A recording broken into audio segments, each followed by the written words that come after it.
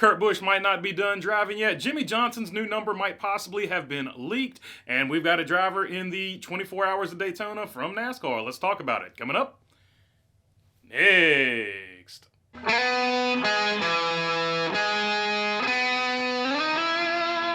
What is going on, everybody? Hope you're doing good today. All right, let's start it off with Kurt Busch. Kurt Busch could possibly be back on a part-time basis. Let's take a look at this tweet from XLine Racing. 2311 President Steve Laletta says the third 2311 car could be part-time on 2023 if Kurt Busch is cleared and wants to race, along with a couple of other opportunities if sponsorship and partners are interested. So it looks like they are thinking about doing the same thing Trackhouse is doing, the same thing that Petty GMS is doing, and having sort of an all-star car where they sort of lease it out to some other drivers. And of course, the driver that they've already mentioned that would be in there if he wants to do it, if he can get cleared, would be Kurt Busch. And I think that would be awesome. Kurt Busch could sort of go out his own way. Obviously, he didn't get to go out the way he wanted to in that previous season, so he would at least get a bit of a farewell tour with a few one-shot races. The only question remains there is, what number would he run? What number would the extra car be? Me personally, I'm hoping that number would be 97. 97 would be a really cool thing for Kurt Busch to sort of go out on, because that is what he came into the sport on. So I'm rooting for number 97 for the 2311 offshoot car. Speaking of numbers, did they just leak Jimmie Johnson's new number for next season? This is from J-Ski's Silly Season site where it says, could Jimmie Johnson run the number 49? When Jimmie Johnson rolls out of the garage to begin practice at the Daytona International Speedway, what number will be on his Chevrolet? Petty GMS President Mike Beam has an idea. Once we made the announcement with Jimmie, people started connecting the dots, Beam said. 7 times 7 is 49. We have two 7-time champions, and if you multiply 7 times 7, you get 49. That would be a perfect number for our team with Richard Petty and Jimmie Johnson. So there you go, Mike Beam, Petty GMS President.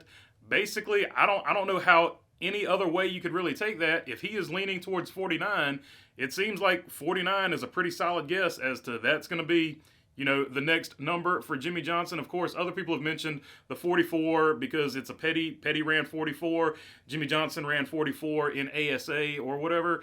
So that is another one on the table. And of course, 84, which is just the flip of 48. Those are the other two that have been mentioned, but those are pretty convincing comments from Mike Beam. I really don't know any other way you could take them, so it looks like they're at least leaning toward 49 right now. All right, we have a NASCAR driver that is going to run the 24 Hours of Daytona, and it is Austin Cindric. Let's take a look at this. XLine Racing, and they got it from Sirius XM Satellite Radio. Austin Cindric this morning on Sirius XM NASCAR confirms that he will be running the 2023 IMSA Rolex 24 Hours at Daytona.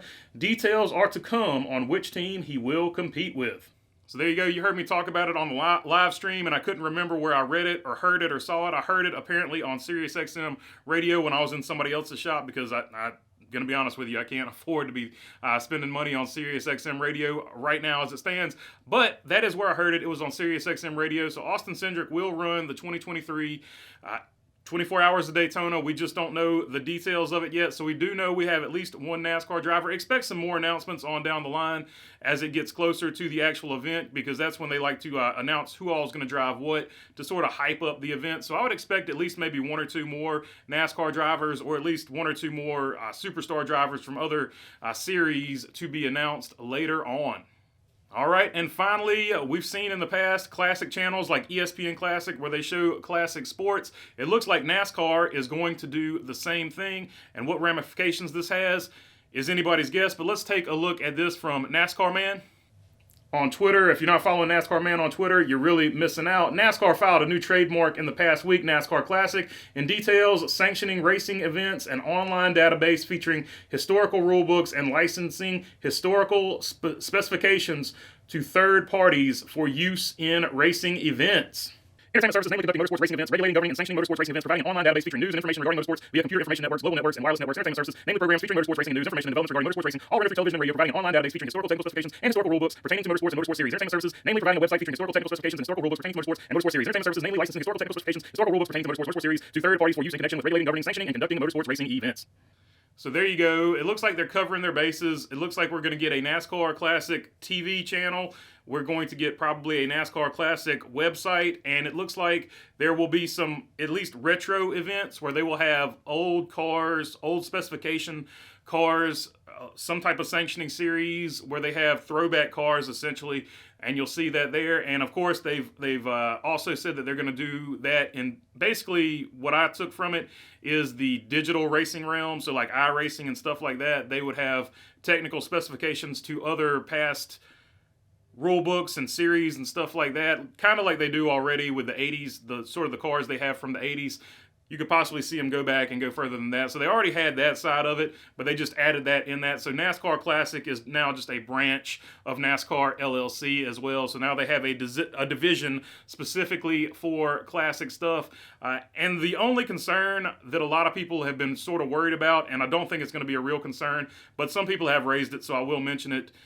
A lot of people are concerned that some of your YouTube channels that have classic NASCAR stuff on it, they're going to get DMCA striked, and you won't have that classic NASCAR stuff on those YouTube channels. Some people are worried about that. NASCAR has been pretty relaxed about it so far. You see a lot of channels using classic stuff, so hopefully they'll stay relaxed on it, because even F1 relaxed their stance on it, and you saw F1 grow because of it. You see a ton of F1 channels now, and of course F1 on Netflix. So hopefully NASCAR takes a page out of their book and doesn't go after anybody. All right, that's all I got for you on this one. If you made it this far, feel free to subscribe down below.